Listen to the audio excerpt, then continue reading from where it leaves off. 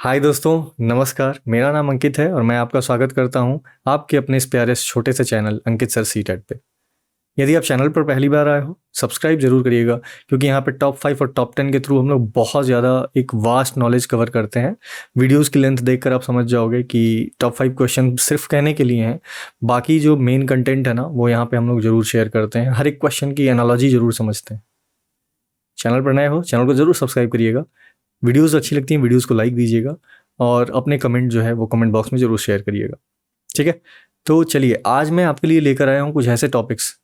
इन 5 question के बदौलत ही आप लेव वाइगोत्स्की, लर्निंग डिसेबिलिटीज़ और बहुत सारे इंपॉर्टेंट क्वेश्चंस आप डिस्कस करने वाले हैं मेरे साथ। मैं आपको पूरा का पूरा कंसेप्ट दूंगा, जिसमें आपके सीटेट में जो उपयोगी है वो बहुत सारे कंटेंट आपको यहाँ से मिलने वाले हैं। सो फ्रेंड्स, इसी के साथ हम लोग बढ़ते हैं आज के पहले क्वेश्चन की तरफ। The first question is dysgraphia क्या है।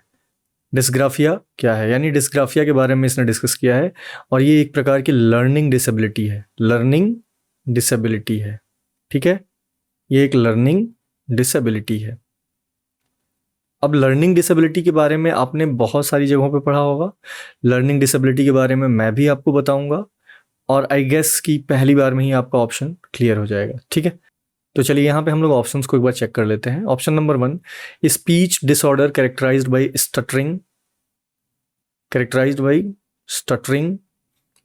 And errors in articulation. Articulation में एरर, यानी वाणी विकार की विशेषता हकलाना और अभिव्यक्ति में त्रुटियां हैं। Option number 2, locomotor disorder characterized by gross motor impairment. Locomotor विकार की विशेषता सकल मोटर हानि है। ठीक है, तीसरा पॉइंट देखते हैं, neurological disorder characterized by trouble in forming letters and shapes. तंत्रिका संबंधी विकार जिसमें अक्षर और आकार बनाने में परेशानी होती है। चौथा पॉइंट है, psychological disorder characterized by lack of attention and impulsive behaviours. ध्यान की कमी और आवेगपूर्ण व्यवहार की विशेषता वाला मनोवैज्ञानिक विकार है। चलिए, तो आप ये बताइए कि कितने लोग जो हैं वो बहुत सारी लर्निंग डिसेबिलिटीज़ के बारे में जानते हैं। मैं आपको कुछ बताता हूँ लर्निंग डिसेबिलिटी, जैसे डिसलेक्सिया। क्या? डिसलेक्सिया, डिसलेक्सिया, डिसकैलकुलिया, डिसकैलकुलिया, ठीक है, डिसग्राफिया। अभी आपके सामने ये जो क्वेश्चन है यही है, डिसग्राफिया। ठीक है, फिर इसके बाद ADHD, ADHD attention deficit hyperactivity disorder. ये कुछ ऐसे टर्म्स हैं जो आपके सीटेट में बार बार पूछे जाते हैं और लगभग आपके चांसेस बनते हैं कि आपके हर एग्जाम में, यानी हर एक सीटेट एग्जाम में ये पूछे जाएं। ठीक है, तो चलिए मैं आपको एक बार डिटेल में इन सब के बारे में डिस्कस करना चाहूँगा। ठीक है, so friends, if we will discuss about the types of learning disability, there are multiple types of learning disability. यानी बहुत तरह की जो है वो सीखने में बच्चों में अक्षमताएं पाई जाती हैं। जो बहुत ज़्यादा इंपॉर्टेंट है उसका मैंने यहाँ पे जिक्र किया हुआ है, जैसे APD। So let's get to the auditory processing disorder, APD। देखो, APD का मतलब है जब बच्चा सुनने में अक्षम हो। क्या हो? सुनने में अक्षम हो। अक्षम हो किसमें? सुनने में। तो वहाँ पे ऑडिटरी प्रोसेसिंग उसकी क्या है? लैक कर रही है। वहाँ पे वो बच्चा श्रवण शक्ति से बाधित हो रहा है, उसकी श्रवण शक्ति कमज़ोर है। तो यहाँ पे क्या हम बोलते हैं? Auditory processing disorder, auditory processing disorder. ठीक है, चलिए यहाँ पे हमारा दूसरा पॉइंट देखिए, ये जो येलो पॉइंट है ना, दीज आर वेरी इंपॉर्टेंट, ये एग्जाम्स में आते हैं। डिस्कैलकुलिया, डिसग्राफिया एंड डिसलेक्सिया, ये तो बहुत ज़्यादा इंपॉर्टेंट है और ये तो मान के चलो कि ये 99% चांसेस हैं कि ADHD का आपके सामने आ जाता है देखने को। ठीक है, तो हम लोग सबसे पहले डिस्कैलकुलिया के बारे में सीखते हैं। डिस्कैलकुलिया क्या है? अ स्पेसिफिक लर्निंग डिसेबिलिटी, एक विशिष्ट प्रकार का जो सीखने में अक्षमता है, that affects a person's ability to understand numbers and learn mathematics. What? Mathematics. देखो भाई, कैलकुलिया शब्द कहाँ पे आता है? कैलकुलेशन से। ठीक है, तो जहाँ पे आपको कैलकुलिया दिखेगा तो वो कैलकुलेशन संबंधित जो भी प्रॉब्लम्स हैं, यानी कि जो आप गणितीय संरचनाएं देखते हो उसमें बच्चा असक्षम होता है। मान लीजिए शिक्षक ने 6 लिखा ठीक है, और बच्चा उसको कैसे रीड करता है, उसको 9 रीड करता है। तो इस प्रकार की जो अक्षमताएं हैं, जो इस प्रकार के लर्निंग डिसेबिलिटी है, ये सारी की सारी डिसकैलकुलिया में आती है। ठीक है, तो ये चीज़ें बहुत इंपॉर्टेंट है आपके लिए, सारे फैक्ट्स आपको समझ के चलना है। चलिए, फिर आता है बेटा डिस्ग्राफिया, फिर आता है डिस्ग्राफिया। अब डिस्ग्राफिया क्या चीज़ है? A specific learning disability that affects a persons hand writing ability, ध्यान दीजिएगा, hand writing ability and fine motor skills, and fine motor skills, ये ध्यान देने वाली चीज़ है। ठीक है, बच्चे की क्या है, हैंड राइटिंग स्किल बहुत डिस्टर्ब हो जाती है, यानी लिखने में क्या, लिखने में अक्षम, लिखने में अक्षम हो जाएगा बच्चा, यहां पर लिखने में अक्षम है, यानी सक्षम नहीं है वो। ठीक है, अब इसमें आपको समझ में आ जाना है कि लिखने में यदि कोई बच्चा अक्षम है तो वो क्या कहलाएगा, वो कहलाएगा डिस्ग्राफिया। ठीक है, चलिए डिसलेक्सिया की बात करते हैं, बहुत ज़्यादा इंपॉर्टेंट है। A specific learning disability that affects reading and related language based processing skill, reading and language related based skills, कोई दिक्कत? The severity can differ in each individual but can affect reading fluency, बच्चे की जो धारा प्रवाहिता है, जो पढ़ने की धारा प्रवाहिता है, वो अफेक्ट होती है। डिकोडिंग, यानी किसी चीज़ को जब कोड डिकोड करेगा तो वहाँ पे प्रॉब्लम होगी। ठीक है, रीडिंग कंप्रीहेंशन, जब बच्चा क्लास में क्या करेगा, खड़ा होकर जब कोई बुक रीड करेगा तो वहाँ पे प्रॉब्लम होगी। किसी चीज़ को रिकॉल करने में बार बार उसको तकलीफ होगी।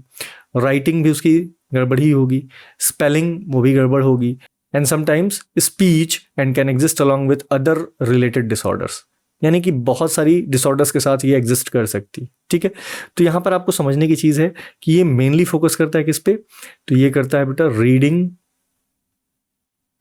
Reading plus language based skills. So now friends, let's move on to the ADHD. What is ADHD? So as I have told you, it is attention deficit hyperactivity disorder. यहाँ पे बच्चा बार बार अपने फोकस को खो देता है, अपने अटेंशन को बार बार खो देता है। यदि बच्चा कोई काम कर रहा है तो बार बार बच्चा अपना फोकस खोता है, यानी कि वो अपने ट्रैक से बाहर चला जाता है, जो कार्य कर रहा था वहाँ से उसका अटेंशन खो जाता है। ठीक है, इस तरह की बीमारी नॉर्मल बच्चों में देखने को बहुत ज़्यादा मिलती है। ठीक है, तो इसी टाइप की बीमारी को हम लोग ADHD बोलते हैं। ठीक है, यहाँ पर मैं आपको फुल फॉर्म लिखता हूँ, आप ध्यान से पढ़िएगा। ठीक है, attention deficit hyperactivity disorder. ठीक है, so in the same series we have dyspraxia, a disorder that is characterized by difficulty in muscle control which causes problems with movement and coordination। यानी देखो, अब आप इसको दिव्यांगता बोल सकते हो। ठीक है, इसको दिव्यांगता बोल सकते हो क्योंकि यहाँ पे मस्कुलर प्रॉब्लम है, बच्चा मूव ही नहीं कर पाता है, बच्चा किसी भी प्रकार का मूवमेंट नहीं कर पाता है। लैंग्वेज एंड स्पीच, हो सकता है वो बोलने में अक्षम हो, and can affect learning although not a learning disability. तो इसको हमने एक प्रकार का डिसेबिलिटी नहीं माना हुआ है, क्योंकि हम लोग समावेशी कक्षाओं पर ज़्यादा जोर देते हैं। तो इसमें बच्चा जो है वो चाहे दिव्यांग हो, चाहे किसी भी प्रकार की बाधाओं के साथ वो जूझ रहा हो, हमें उसे लर्नेड बनाना है, हमें उसे एजुकेटेड बनाना है। ठीक है, सो फ्रेंड्स, अब आपने सारी की सारी लर्निंग डिसेबिलिटी के बारे में अच्छे से समझ लिया है। Now let's move on to the options and let us see which option is correct. Speech disorder characterized by stuttering and errors in articulation, नहीं, स्पीच डिसऑर्डर नहीं हो सकता। Locomotor disorder characterized by gross motor impairment, locomotor problem आपकी किस में आती है, dyspraxia में। Neurological disorder characterized by trouble in forming letters and shape. अभी आपने पढ़ा है लेटर्स एंड शेप, यानी कि बच्चा जो है शब्द बनाने में और सारी तरह की प्रॉब्लम से गुजरता है, वो कहलाती है dysgraphia. I hope you get it. Just अभी आपने ये चीज़ें देखी हैं लर्निंग डिसेबिलिटी में जब मैं आपको समझा रहा था। ठीक है, तो बच्चा क्या करता है, यहाँ पर देखिए, तंत्रिका संबंधी विकार जिसमें अक्षर और आकार बनाने में बच्चा क्या है, अक्षम है। यानी कि क्या आप बोल रहे हो, लिखने में प्रॉब्लम है उसको। ठीक है, चलो फोर्थ ऑप्शन एक बार चेक कर लेते हैं। Psychological disorder characterized by lack of attention and impulsive behaviour. देखो, अभी मैंने आपसे क्या बताया, lack of lack of attention and impulsive behaviour. बेटा इसी को तो ADHD बोलते हैं, attention deficit hyperactivity disorder. यदि आप समझ पा रहे हो तो बहुत अच्छा है, अन्यथा एक बार फिर से वीडियो इसको रिवर्स करके देखिए, आपको बहुत ज़्यादा हेल्प मिलेगी, ठीक है, जहाँ पे मैंने लर्निंग डिसेबिलिटी के बारे में पूरा आपको नॉलेज दिया है, ठीक है। So learning disability is completed.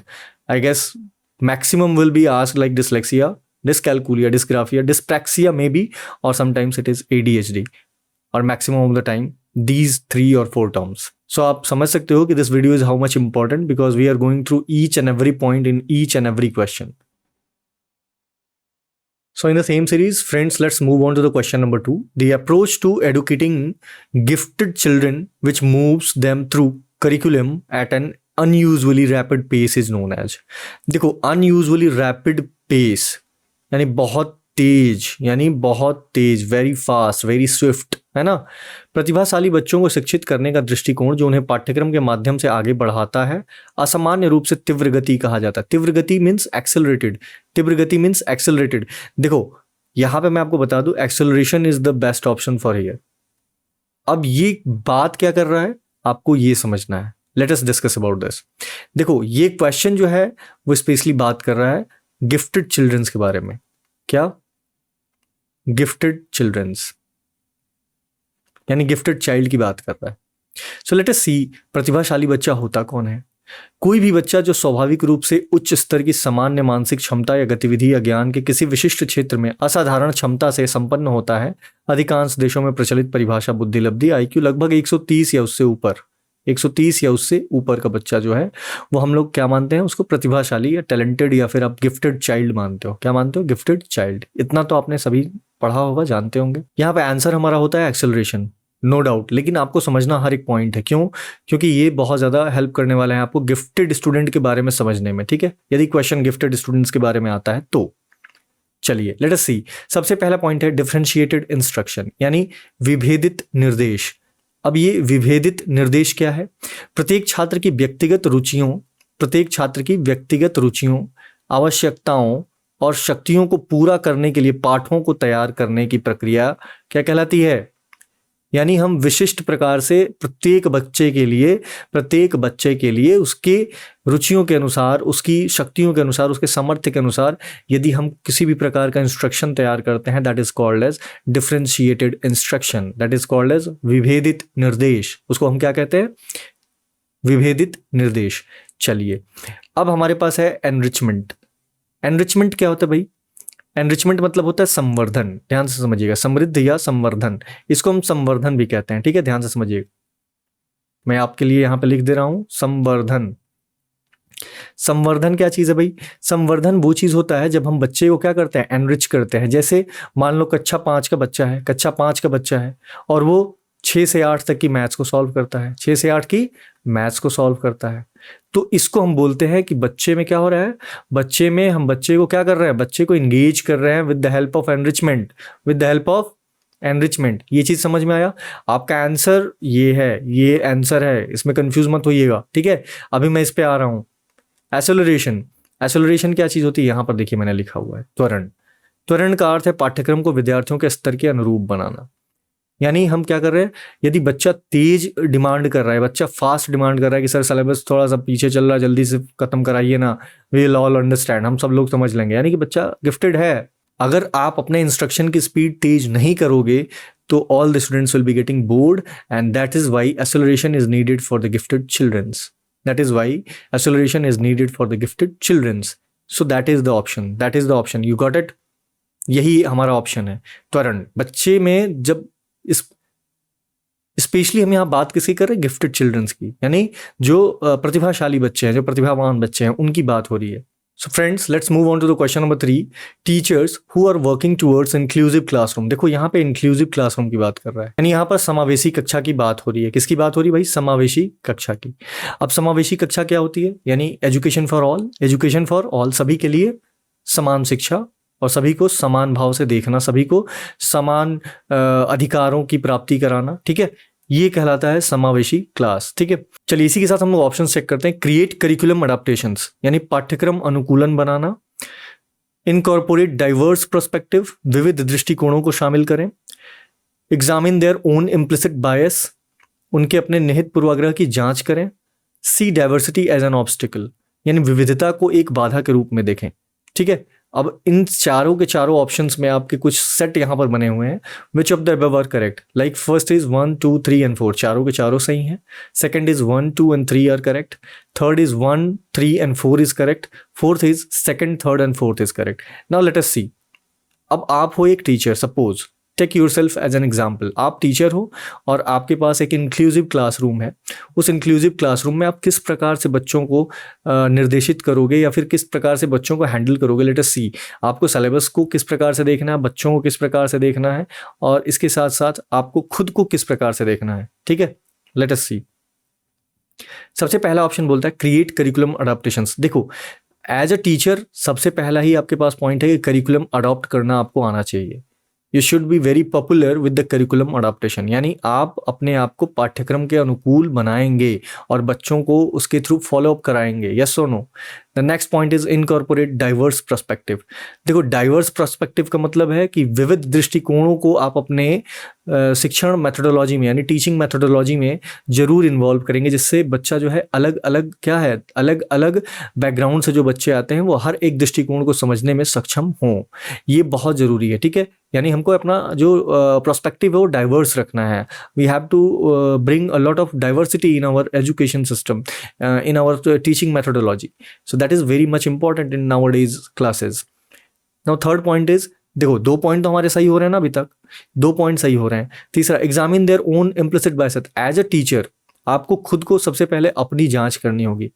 क्या आपके पास कोई पूर्वाग्रह है? आप किसी को प्रिजुडिस करते हो पहले, ये कमजोर बच्चा है, ये अच्छा बच्चा है? नहीं, ऐसे नहीं। हर बच्चा आपके लिए समान होना चाहिए।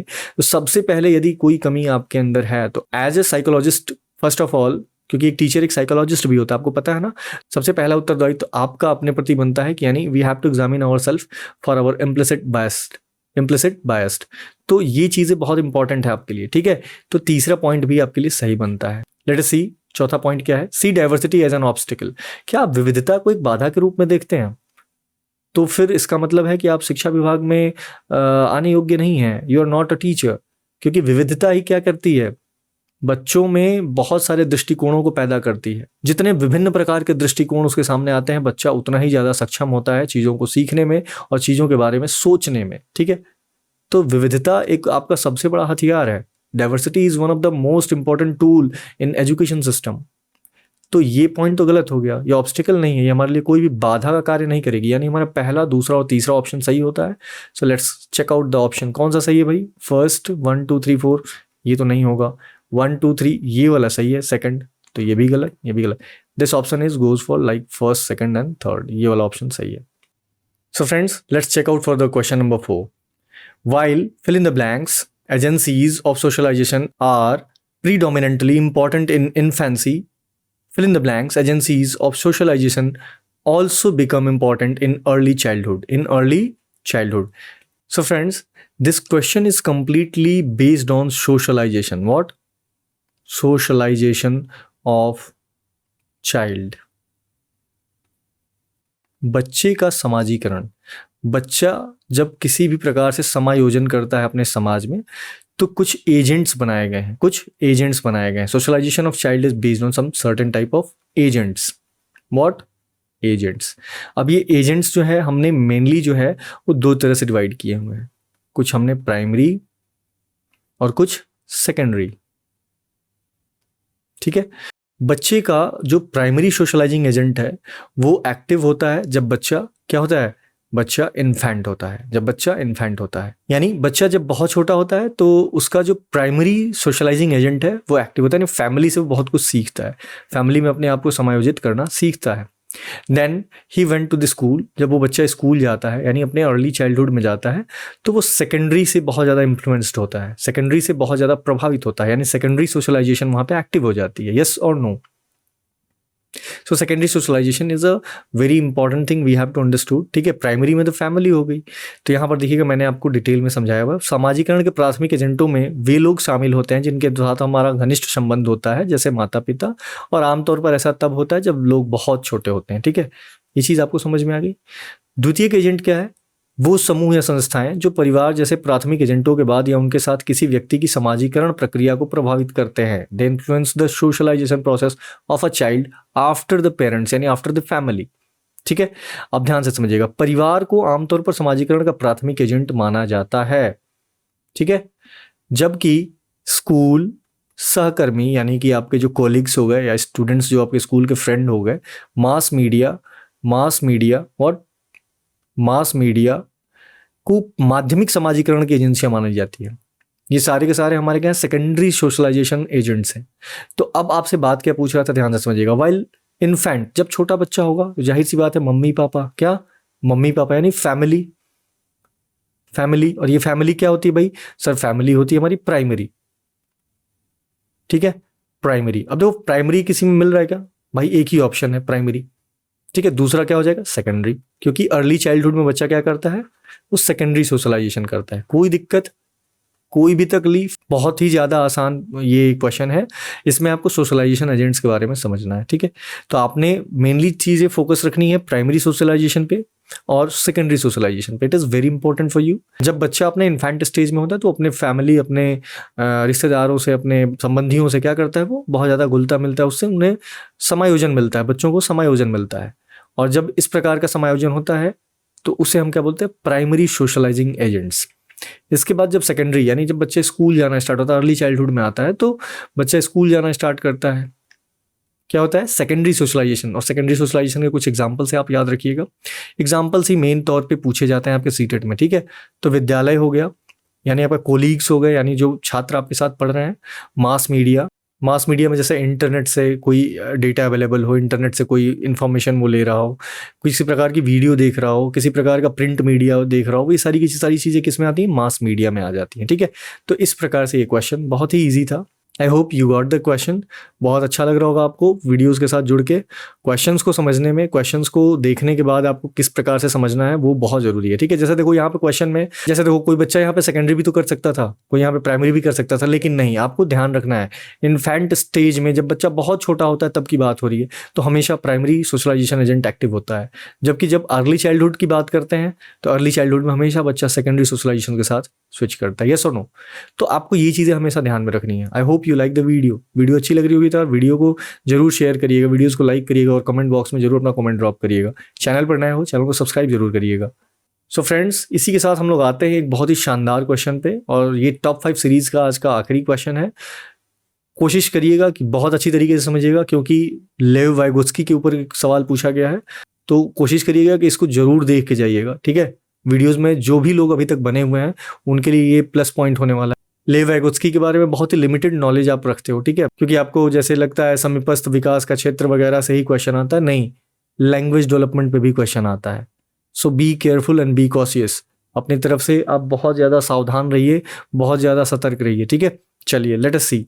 अकॉर्डिंग टू लेव वाइगोत्स्की के अनुसार social factors influence language development but not cognitive development. सामाजिक तत्व जो है वो भाषा को प्रभावित करते हैं लेकिन संज्ञान को नहीं, संज्ञानात्मक विकास को नहीं। चलिए लेट अस सी। दूसरा ऑप्शन बोलता है cognitive development facilitates language development, यानी संज्ञानात्मक विकास भाषाई विकास को सहयोग करता है। Language development and cognitive development advance independent from each other. ये दोनों एक दूसरे से स्वतंत्र है, यानी भाषाई विकास और संज्ञानात्मक विकास एक दूसरे से स्वतंत्र है। चौथा पॉइंट बोलता है language development facilitates cognitive development. जो भाषाई विकास है वो संज्ञानात्मक विकास को सहयोग करता है। सो फ्रेंड्स, चलो आप देखते हैं एक एक ऑप्शंस को। Social factors influence language development. देखो सोशल फैक्टर लैंग्वेज डेवलपमेंट को इन्फ्लुएंस तो करता है, बिल्कुल सही बात है, बट नॉट कॉग्निटिव डेवलपमेंट, बिल्कुल गलत बात है। यहाँ पे कॉग्निटिव डेवलपमेंट को भी तो सपोर्ट करता है। सोशलाइजेशन जो आपने जो सोशलाइजेशन किया वो कॉग्निटिव डेवलपमेंट को भी तो इम्पैक्ट कर रहा है, इन्फ्लुएंस कर रहा है। यस और नो? तो ये ऑप्शन तो गलत हो गया। Let us see second option, cognitive development facilitates language development. Cognitive development यानी संज्ञानात्मक विकास भाषाई विकास को सहयोग देता है। देखो ये बात बहुत ज्यादा गलत है। क्यों? क्योंकि कॉग्निटिव डेवलपमेंट तो बाद में बनता है ना भाई, भाषाई विकास तो पहले होता है। आपको सीक्वेंस समझ में आ रहा है? भाषाई विकास पहले होता है। ठीक है, जब बच्चा 0 से 2 वर्ष की अवस्था में होता है ना, तो वो अपनी भाषा, अपनी खुद के समझ की भाषा डेवलप कर लेता है। आपको पता है ना, चॉम्स्की साहब ने बताया था, वाइगोत्स्की का भी अपना एक सिद्धांत था इसी के ऊपर। तो अभी मैं आपको जस्ट ये आगे वाली स्लाइड में इस चीज़ को पूरा डिटेल में समझाऊंगा, ठीक है। शायद वो आपको जल्दी देखने को कहीं नहीं मिलेगा। Vygotsky's point of view on language development. Let us see option number 3, language development and cognitive. देखो ये ऑप्शन 2 तो गलत हो गए, क्योंकि सर यहाँ पे language development facilitates cognitive development, तो ये सही होता, ठीक है। लेकिन यहाँ पे बोला cognitive development facilitates language development, तो यहाँ पे ये गलत हो गया। Let us see question number 3, language development and cognitive development. ये गलत क्यों हुआ? क्योंकि सर भाषाई विकास पहले होता है, फिर इसके बाद संज्ञान का विकास होता है। Let's see the option number 3, language development and cognitive development advance independent from each other. Language development and cognitive development they are advance independent of each other. नहीं, देखो लेव वाइगोत्स्की ने ये माना था कि ये दोनों एक दूसरे के समांतर चलते हैं, ये दोनों एक दूसरे के समानांतर चलते हैं। They are parallel to each other, they are parallel to each other. तो ये ऑप्शन भी गलत हो गया। Now let's see option number 4, language development facilitates cognitive development. देखो लैंग्वेज डेवलपमेंट पहले होता है, बिल्कुल सही ये ऑप्शन है, और फिर तत्पश्चात आपका कॉग्निटिव डेवलपमेंट यानी कॉग्निशन यानी संज्ञान का विकास होता है। वेरी इंपॉर्टेंट, ये ऑप्शन आपका सही हो गया। So friends, let me tell you what was the thinking of Lev Vygotsky on language development. Chomsky, Lev Vygotsky, Jean Piaget, these all are important as per the language development theory. तो Lev Vygotsky का क्या सोचना था language development के बारे में, वो मैं आपको बताने जा रहा हूँ, ठीक है। ध्यान से समझिएगा। लेव वाइगोत्स्की ने कहा था, language and thoughts are parallel oblique different till 2 years and after 2 years they work together. They are working together after 2 years। समझिएगा ध्यान से, भाषा और विचार 2 साल तक समानांतर या अलग अलग हो सकते हैं, ठीक है। ये बहुत इंपॉर्टेंट बिंदु है, ध्यान से समझिएगा। और 2 साल के बाद वे एक साथ काम करते हैं, यानी दे आर वर्किंग टुगेदर, ठीक है। भाषा और विचार, विचार आपके तब आएंगे जब आपका संज्ञान डेवलप होगा। तो भाषा और संज्ञान दोनों एक साथ तब काम करेंगे जब आप 2 साल से ऊपर यानी अर्ली चाइल्डहुड स्टेज में आप आओगे। बच्चा जब स्कूल जाता है तब उसका भाषाई विकास हो चुका होता है अपने हद तक, बाद में ना उसको सब सीख रहा है, यानी लैंग्वेज एक्विजिशन हो चुका। लैंग्वेज एक्विजिशन, अब देखो कहाँ से कहाँ मैं जोड़ रहा हूँ। लैंग्वेज एक्विजिशन हो चुका है बच्चे का, लैंग्वेज एक्विजिशन जब हो जाएगा तो वो लैंग्वेज लर्निंग के लिए जाता है, जब लर्निंग करता है तो उसी को कॉग्निशन कहा जाता है, ठीक है। ये समझ में आया आपको? I hope you get this very clear. और वीडियो पर नए हो चैनल को जरूर सब्सक्राइब करिएगा, वीडियोस अच्छी लगती है वीडियोस को लाइक करिएगा, वीडियोस शेयर करिएगा, और वीडियोस के कमेंट बॉक्स में जाकर अपना कमेंट जरूर शेयर करिएगा। I hope you enjoyed the session. इसी के साथ मैं आपसे विदा लूंगा और ये टॉप 5 की सीरीज फिर से कंटिन्यू रहेगी आपके लिए। मैं अंकित, आपका अंकित सर सीटेट पर बने रहने के लिए धन्यवाद कहूँगा। Bye bye.